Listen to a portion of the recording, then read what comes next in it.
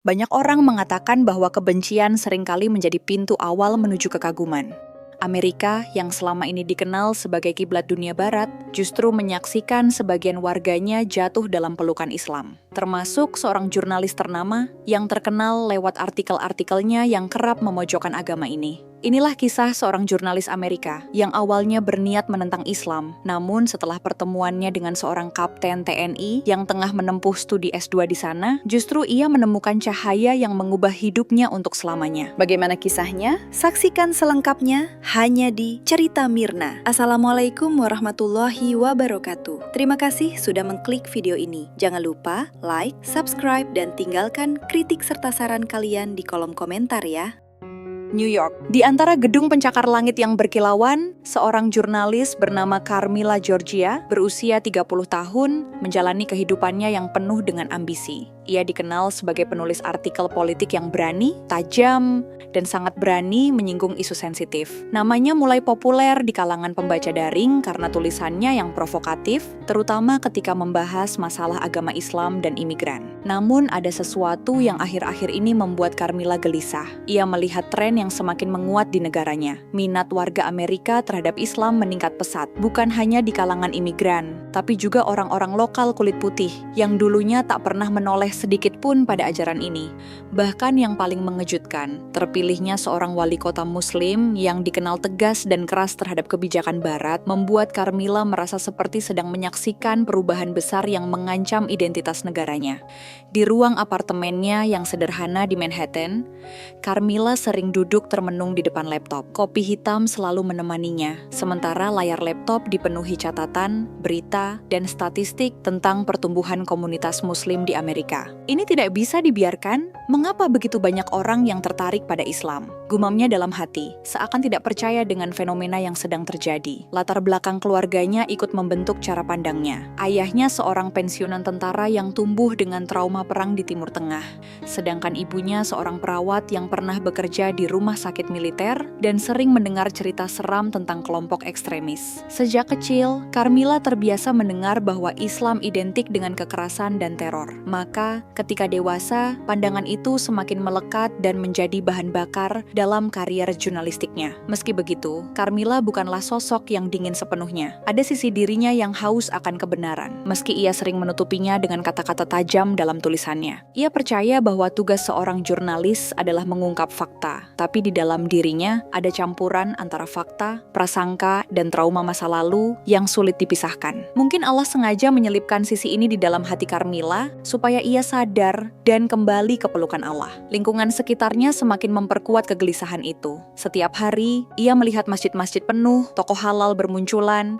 bahkan banyak perempuan Amerika mulai mengenakan hijab dengan bangga. Di kafe atau taman kota, ia mendengar percakapan orang-orang yang membicarakan Islam dengan nada positif. Semua itu membuat Carmilla semakin curiga sekaligus khawatir. Sebagai jurnalis, ia tahu fenomena ini bisa menjadi bahan artikel yang ramai dibicarakan. Tapi bagi Carmilla pribadi, ini juga terasa seperti ancaman yang nyata. Ia merasa harus melakukan sesuatu. Dalam hatinya ia bertekad, ia akan menulis lebih banyak artikel yang membuka kedok Islam, menampilkan sisi gelap yang menurutnya berbahaya, dan memperingatkan masyarakat Amerika agar tidak terbuai oleh narasi damai yang ia anggap palsu. Namun, Carmilla tidak pernah tahu, langkahnya untuk melawan justru akan membawanya pada perjalanan paling mengejutkan dalam hidupnya. Perjalanan yang bukan hanya mengubah pikirannya, tapi juga keluarganya, hingga membuatnya melihat dunia dengan cara yang berbeda.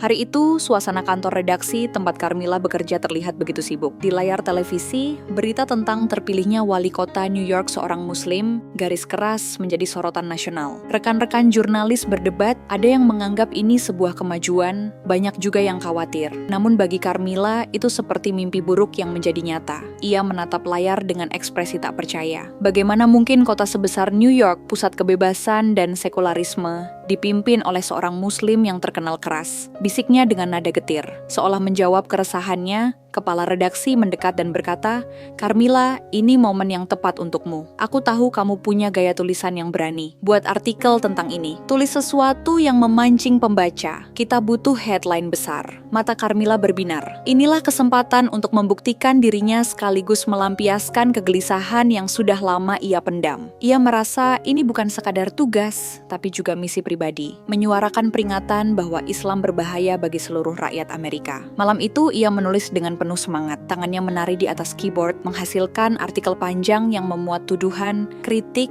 dan analisis yang tajam. Ia menyoroti kebijakan wali kota baru yang dianggapnya mengancam kebebasan Barat. Ia juga tak lupa mengutip peristiwa-peristiwa terorisme, seperti tragedi 11 September atau 9/11 Attacks 2001, untuk memperkuat narasinya, tanpa membedakan mana ajaran Islam yang murni dan mana yang hanya penyimpangan. Baginya, semua sama saja. Islam adalah bahaya nyata yang harus segera dihentikan. Artikel itu segera viral. Ribuan komentar memenuhi laman berita. Ada yang mendukung, tapi tak sedikit pula yang mengecam. Namun yang mengejutkan Carmilla, semakin keras ia menulis propaganda anti-Islam, semakin banyak pula orang yang justru penasaran dengan Islam.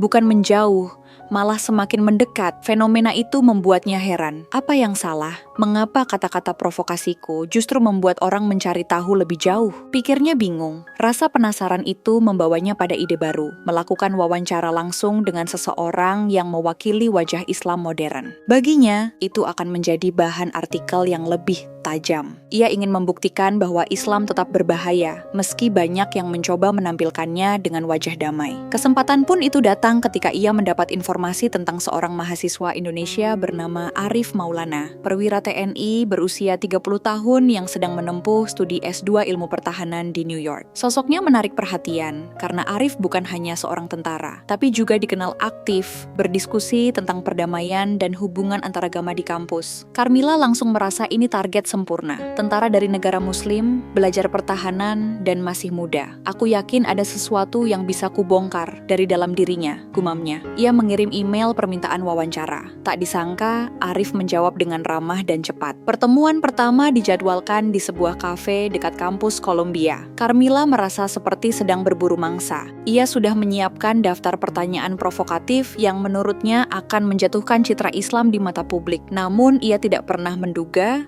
pertemuan sederhana itu akan menjadi titik balik yang perlahan mengguncang keyakinannya sendiri. Kafe kecil di sudut kampus Columbia sore itu cukup tenang. Aroma kopi hangat bercampur dengan suara musik jazz pelan, menciptakan suasana santai. Carmilla sudah duduk lebih dulu, menyiapkan buku catatan dan perekam suara. Matanya tajam, penuh dengan rencana. Ia ingin wawancara ini menjadi senjata baginya untuk menggulingkan narasi Islam adalah agama damai dan toleran. Tak lama kemudian, seorang pria berperawakan tegap masuk. Ia mengenakan kemeja sederhana, wajahnya bersih, senyumnya tenang. Carmilla langsung mengenalnya, itu Arif. Ada wibawa tersendiri yang membuat beberapa orang di kafe menoleh ke arahnya. "Selamat sore, Anda pasti Miss Georgia," sapa Arif dengan ramah sambil menyodorkan tangannya. Carmilla menjabat sekilas, lalu berkata dengan nada dingin, "Ya, saya Carmilla Georgia. Terima kasih sudah mau datang. Langsung saja kita mulai kali ya," lanjutnya sambil menyuruh Arif duduk di hadapannya. Arif mengangguk sambil tersenyum, seolah setuju dengan saran Carmilla. "Saya yakin Anda tahu wawancara ini mungkin tidak akan mudah," ucap Carmilla dengan nada meremehkan. Arif tersenyum tipis. "Saya sudah terbiasa dengan situasi sulit. Silakan mulai." Carmilla menatapnya tajam. "Anda seorang mahasiswa dari Indonesia, bukan? Negara dengan populasi muslim terbesar. Bukankah itu membuat Anda terbiasa hidup dalam sistem yang, katakanlah, penuh aturan agama yang membatasi kebebasan?" Nada suaranya sinis, seakan mencari celah untuk menjatuhkan. Arif sama sekali tidak terkejut. Ia hanya tersenyum lalu menjawab pelan, "Justru di sanalah saya belajar arti kebebasan. Islam mengajarkan kami untuk menjaga keseimbangan dunia dan akhirat. Saya rasa kalau kita bicara aturan, semua agama juga punya aturan. Tapi aturan dalam Islam sendiri jelas bukan hanya untuk melindungi dan mengekang, namun jauh lebih dari itu. Mau saya jelaskan satu persatu," tantang Arif. Carmilla mendengus. Kedengarannya indah di ucapan, tapi bukankah banyak orang menggunakan Islam untuk kekerasan? Mendengar pertanyaan itu, Arif kembali tersenyum. "Gimana? Kekerasan? Nggak salah saya dengar? Gimana dengan yang terjadi di Afghanistan, Gaza, Gaza dan Uighur di Cina. Apakah itu belum cukup untuk membuktikan bahwa kalianlah yang menciptakan narasi-narasi menyudutkan Islam? Apakah di Islam sendiri ada kekerasan? Tak bisa dipungkiri, ada saja. Tapi semua kekerasan yang terjadi di dunia ini, saya rasa tidak ada sangkut pautnya dengan agama, mau Islam, Kristen, atau agama lainnya. Ibaratnya gini, ada orang yang menggunakan demokrasi untuk menindas. Itu yang salah orangnya, bukan salah ajarannya. Jawaban Arif membuat Carmilla sejenak terdiam. Ia tidak menyangka pria ini begitu tenang menghadapi nada sinisnya. Setelah melempar pertanyaan-pertanyaan tajam, semua jawaban Arif membuat Carmilla berpikir bahwa ini bukan lawannya. Lalu Carmilla membuka catatannya. Oh ya, saya sempat membaca sedikit tentang Anda. Anda ini seorang tentara di Indonesia ya? Arif tersenyum. Ia tahu kalau Carmilla sudah tidak ada bahan lagi untuk diajukan. Betul, saya seorang perwira aktif, tapi profilku tidak sepenting pembahasan yang kita diskusikan ini. Carmilla terperangah. Tapi bagiku itu penting, ucapnya lagi dengan rasa campuran antara terkejut dan kagum. Ia membayangkan pria di depannya bukan hanya sekadar mahasiswa biasa, melainkan seorang tentara aktif. Arif mengangguk sederhana. Ya, saya memang tentara, sedang mengambil studi S2 pertahanan. Saya belajar agar bisa lebih memahami bagaimana perdamaian bisa dibangun. Karena kami diajarkan, perdamaian di atas segalanya. Carmilla menatapnya lama. Sinisnya perlahan mereda, digantikan rasa penasaran. Ia tidak menyangka seorang tentara muslim bisa berbicara dengan nada yang begitu menyejukkan. Bagaimana pendapat Anda? Islam mengajarkan perdamaian? Tanyanya. Kali ini lebih lembut. Arif kembali tersenyum. Nggak ada yang lebih susah pertanyaannya, canda Arif. Lalu ia melanjutkan. Islam berarti damai, berserah diri, rahmatan lil alamin, rahmat bagi seluruh alam. Sayangnya media barat seperti kamu sering menebar Islamofobia. Padahal hakikatnya agama kami sangat cinta damai. Sebenarnya banyak contoh kalau kamu membuka hati melihat dari sisi objektif. Salah satunya, belum pernah terjadi umat Islam membakar kitab kepercayaan agama lain. Tapi sebaliknya, Al-Qur'anlah yang jadi korban. Benar tidak? Carmilla menunduk, seolah ia sadar bahwa apa yang terjadi belakangan ini tak luput dari sentuhan tangannya. Untuk pertama kalinya, Carmilla merasa pertahanannya goyah. Di balik keinginannya mencari celah, ada rasa kagum yang mulai tumbuh dan rasa bersalah mulai menguasai hatinya. Tadinya ia datang dengan niat menyerang, tapi justru menemukan sesuatu yang berbeda, ketenangan yang sulit dijelaskan dengan kata-kata.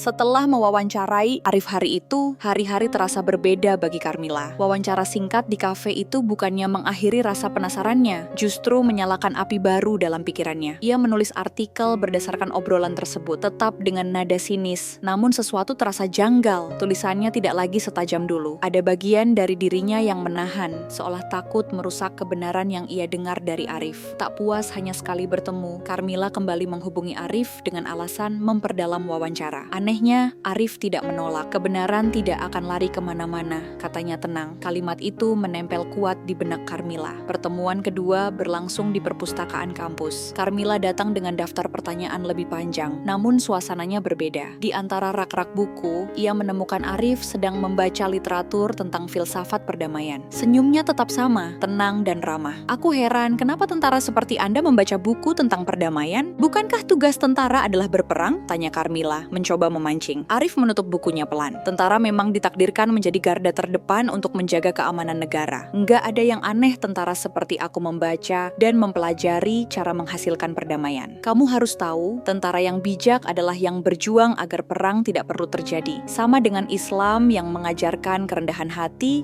dan mempertimbangkan dari semua sisi. Agamaku juga mengajarkan, membunuh satu nyawa sama seperti membunuh seluruh umat manusia. Jadi apa gunanya menang perang kalau dunia tetap hancur? Jawaban itu menusuk hati Carmilla. Ia menatap Arif, kembali mencari celah. Namun yang ia temukan justru konsistensi. Tak ada kebencian, tak ada fanatisme buta. Yang ada hanya keyakinan yang dalam, sederhana, tapi kuat. Pertemuan demi pertemuan berlanjut. Mereka kadang berbincang di kafe, kadang di taman kampus, bahkan sesekali di sebuah masjid kecil dekat dengan apartemen Arif. Carmilla awalnya datang hanya untuk mengamati, tapi perlahan ia merasa damai di tempat itu. Suara lantunan doa, wajah-wajah yang tenang, membuat hatinya gamang. Di sisi lain, Carmilla mulai merasa bersalah. Ia masih menulis artikel anti-Islam, tapi semakin hari semakin sulit. Kata-katanya terasa hampa, seolah bertentangan dengan nuraninya sendiri. Ia mencoba meyakinkan diri, aku harus terus melawan. Ini tugasku. Namun dari dalam lubuk hatinya, ia menyadari sesuatu sedang berubah. Puncaknya terjadi pada suatu hari. Carmilla menghadiri diskusi kecil yang dipandu Arif di kampus, membahas perdamaian dalam perspektif Islam. Ruangan sederhana itu dipenuhi mahasiswa mahasiswa dari berbagai latar belakang. Arif berbicara dengan jernih, menjelaskan bahwa Islam bukan tentang kekerasan, melainkan tentang menjaga martabat manusia. Islam bukan hanya untuk Muslim, kata Arif, tapi untuk seluruh manusia. Rahmatan lil alamin berarti rahmat bagi alam semesta, bukan hanya satu golongan saja. Ia juga menjabarkan beberapa hadis yang ia pahami, serta kutipan-kutipan tokoh Islam terkenal yang tak pernah lekang oleh waktu. Carmilla yang duduk di barisan tengah merasakan dadanya bergetar. Kata-kata itu menembus dinding keras yang ia bangun selama bertahun-tahun. Matanya berkaca-kaca tanpa ia sadari. Sore itu, ia pulang ke apartemennya tanpa membuka laptop. Ia duduk lama di tepi jendela, menatap lampu kota New York yang berkelip sambil berbisik pada dirinya sendiri. Bagaimana mungkin pria itu membuatku meragukan semua yang kupercaya selama ini? Dalam keheningan, Carmilla tersadar. Ia sedang berada di persimpangan jalan terbesar dalam hidupnya. Hari-hari Carmilla dipenuhi pertarungan batin. Di satu sisi, ia masih memegang karirnya sebagai jurnalis terkenal dengan reputasi berani melawan Islam. Di sisi lain, setiap kali bersama Arif, hatinya semakin sulit menolak kebenaran yang ia dengar. Malam itu, setelah sebuah diskusi panjang di masjid kecil, Carmilla memberanikan diri bertanya langsung pada Arif. Mereka duduk berdua di beranda, ditemani angin malam Manhattan yang dingin. "Arif," ucapnya pelan, "apa yang membuatmu begitu yakin dengan Islam? Bukankah sebagai tentara, kamu pernah melihat sisi gelap dunia? Bagaimana kau bisa tetap percaya ini jalan kebenaran?" Arif menatapnya tenang, sedikit tersenyum mencoba mengerti, lalu ia berkata, "Sebenarnya pertanyaanmu tidak nyambung dan tidak relevan. Pertanyaanmu seolah tersirat bahwa kehancuran dunia ini semata-mata karena agama Maaf, aku tidak bermaksud seperti yang kamu sangka," sela Carmilla mencoba meluruskan. Arif tersenyum. "Nggak apa-apa kok, aku paham maksud kamu. Santai, nggak usah gugup seperti itu dong," canda Arif, membuat Carmilla tersipu malu. Lalu Arif melanjutkan, "Islam tidak pernah menjanjikan dunia tanpa masalah. Islam hanya memberi arah bagaimana menghadapi masalah dengan hati yang damai. Saya pernah kehilangan sahabat di medan tugas, tapi justru Islam yang membuatku tegar. Tanpa iman, mungkin aku sudah hancur sehancurnya." Kata-kata itu menembus hati Carmilla. Ia menunduk. Suaranya bergetar. "Jujur, tujuan aku pertama kali mewawancaraimu sebenarnya ingin menghancurkan Islam dari dalam. Aku ingin mencari celah agar dunia percaya bahwa agamamu sangat berbahaya. Tapi semakin dekat aku denganmu, aku justru melihat sebaliknya. Aku melihat ketenangan yang tidak pernah kurasakan sebelumnya." Arif tidak langsung menjawab. Ia hanya menatap Carmilla dengan tatapan lembut, seolah memahami pergolakan yang sedang ia hadapi. Disitulah letak keren dan indahnya mukjizat Allah. Dia membuat kamu benci kepada Islam, padahal ia sudah menulis semua takdirmu, seolah Allah berkata kepadamu, "Nak, di sini tempatmu sebenarnya. Kembalilah, nak," jawab Arif dengan sedikit memberi sudut pandang. Lalu ia melanjutkan, "Kebenaran itu datang dengan sendirinya. Kalau hati siap menerimanya, maka tentukan pilihanmu. Tapi yang kamu harus ingat, Carmilla, jangan pernah datang dengan keterpaksaan. Pikir dulu secara matang." Air mata menetes di pipi Carmilla. Malam itu, ia langsung membuat keputusan yang mengejutkan. "Aku ingin masuk Islam," katanya pelan sambil meraih tangan Arif. Arif pun terdiam 1000 bahasa, mendengar keputusan yang diambil Carmilla yang terbilang cukup mendadak. Beberapa hari kemudian, dengan bimbingan seorang imam di masjid yang sama, Carmilla mengucapkan 2 kalimat syahadat. Suaranya bergetar, tubuhnya gemetar, tapi hatinya penuh keyakinan. Setelah selesai, ia menangis, bukan karena sedih, tapi karena merasa menemukan rumah yang selama ini ia cari. Kabar itu mengejutkan banyak pihak. Rekan-rekannya di kantor redaksi tidak percaya, sebagian bahkan mencibir.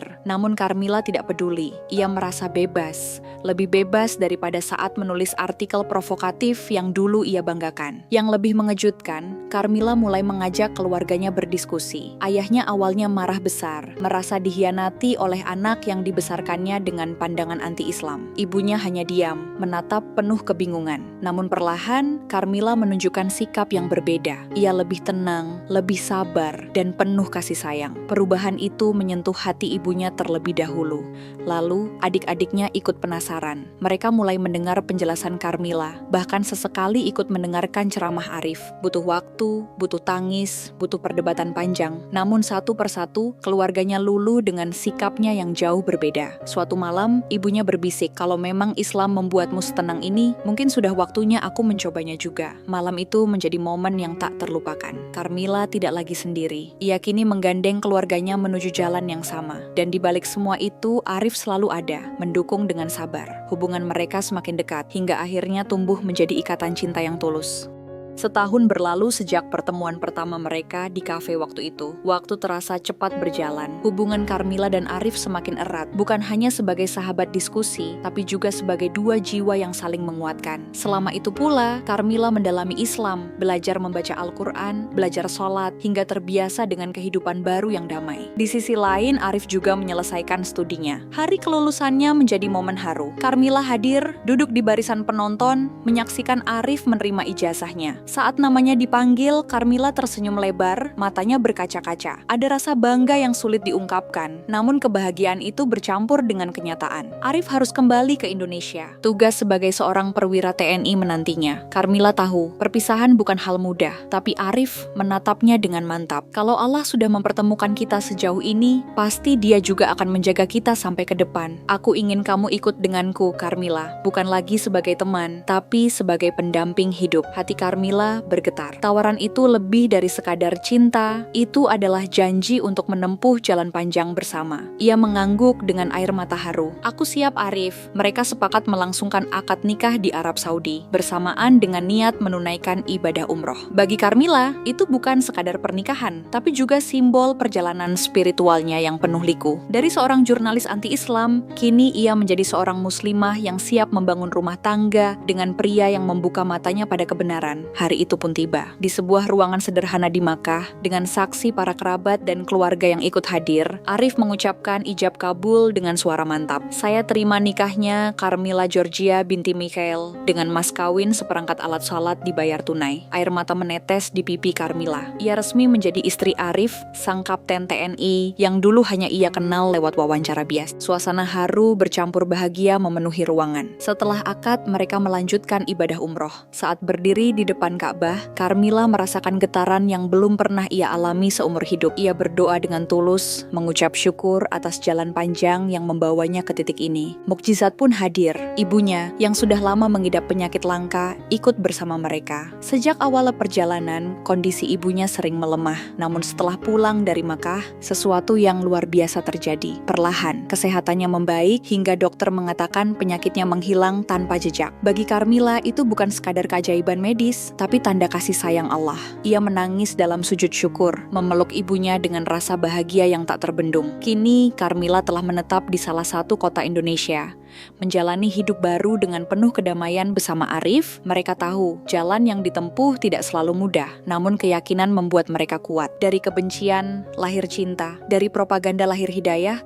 Dan dari pencarian, lahir kehidupan yang penuh makna. Di bawah langit Makkah, Carmilla berjanji dalam hati. Ia akan menggunakan pena dan kata-katanya, bukan lagi untuk menyebarkan kebencian, tapi untuk menyebarkan rahmat dan kebenaran. Cerita pun tamat.